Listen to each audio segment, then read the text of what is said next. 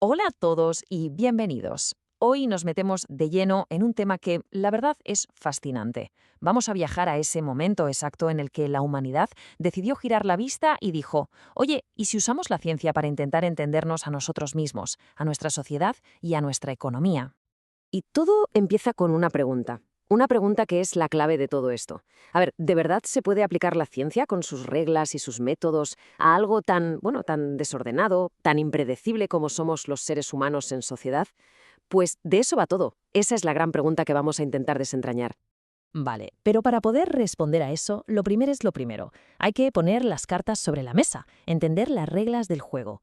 Antes de lanzarnos a aplicar la ciencia a la sociedad, tenemos que pararnos un segundo y pensar, bueno, ¿qué narices es exactamente la ciencia? A ver, una forma sencilla de verlo es esta. La ciencia es básicamente una manera de conocer el mundo, una que intenta, con un lenguaje súper preciso, súper riguroso, encontrar las leyes que explican por qué las cosas pasan como pasan a nuestro alrededor. Pero ojo, que una ley científica no es cualquier cosa, ¿eh? No es una idea que se nos ocurre y ya está. Para ganarse ese título, tiene que pasar 3 filtros, 3 pruebas de fuego, y son muy duras.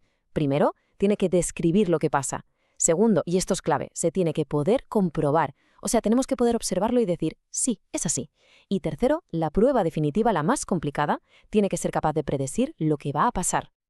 Y aquí, claro, es donde se lía todo. Porque, a ver, no es lo mismo estudiar una piedra, que si la sueltas siempre cae, o una reacción química que siempre hace lo mismo. Es que las ciencias sociales se meten con el sujeto más complejo que existe, el ser humano.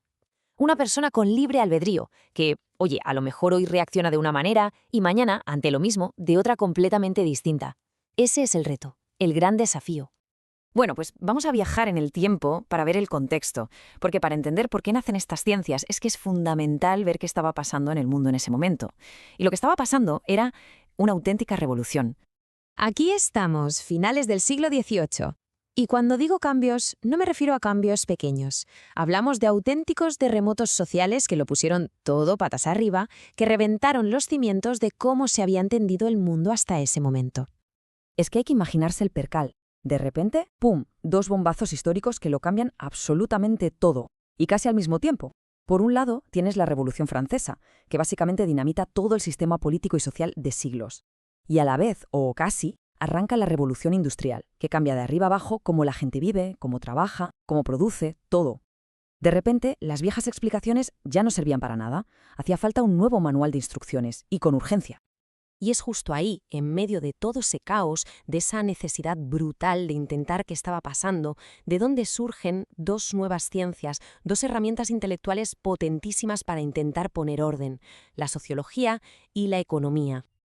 Vamos con la primera, la sociología. Su objetivo era, de todo menos modesto. Se propuso estudiar la sociedad de forma sistemática, de forma crítica. Se preguntaba, ¿por qué se está viniendo todo abajo? ¿Cómo podemos organizar la sociedad ahora? Y la idea era rompedora. Se acabó eso de simplemente opinar sobre los problemas. Ahora tocaba analizarlos, con el rigor de la ciencia. Y casi a la vez, como decía, nace la economía como ciencia moderna. A ver, que quede claro, la gente llevaba siglos pensando sobre el dinero, el comercio, la riqueza, obviamente, pero el cambio radical viene ahora. Es ahora cuando se da el salto y se empieza a estudiar todo el tinglado económico, la producción, la distribución, el consumo, todo, pero de una manera sistemática, como un todo. Y aquí está el clic, el cambio de chip que lo es todo. El auténtico momentazo, eureka. Se pasó de las preguntas filosóficas, de las preguntas morales, del ¿cómo debería ser una sociedad justa? O ¿este negocio es bueno o malo moralmente? A preguntas radicalmente distintas, a preguntas sobre la realidad. Oye, ¿cómo funciona esta sociedad de verdad? ¿Qué mecanismos mueven la economía? Es ese paso brutal de pensar en el deber ser a analizar el ser. Vale, ya tenemos estas nuevas herramientas, la sociología, la economía. ¿Y ahora qué? ¿Cómo las usamos para entender de dónde venimos? Pues aquí es donde aparece una disciplina que es una mezcla, un híbrido súper interesante. La historia económica. Tal cual, su misión es esa, mirar al pasado y analizar cómo ha evolucionado la economía a lo largo del tiempo. Pero no se queda en contar lo que pasó, va más allá. Intenta responder al por qué pasó lo que pasó, pero desde la perspectiva de la economía, de las necesidades materiales. Y aquí está lo más importante. No se trata solo de acumular datos, de decir en el año tal se produjo tanto, no. Se le llama ciencia dual por algo, porque coge las teorías de la economía, las herramientas de los economistas y las usa para interpretar los hechos del pasado, para que esos datos cobren sentido. Es como si la teoría económica fuera una linterna que ilumina los rincones oscuros de la historia.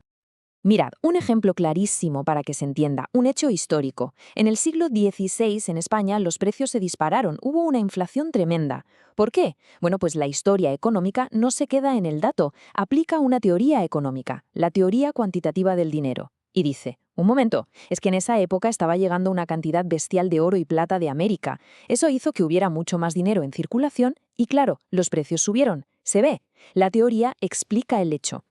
Y, como curiosidad, que a mí esto me encanta, la versión más moderna de esto, la que usa muchos datos y estadística, tiene un nombre chulísimo: cliometría.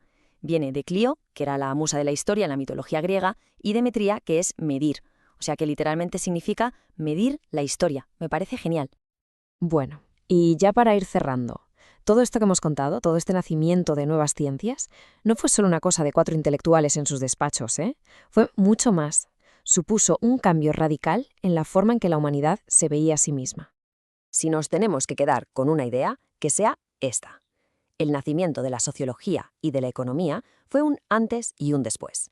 De repente la humanidad tenía unas gafas nuevas, una lente nueva para mirarse al espejo, y el foco cambió para siempre.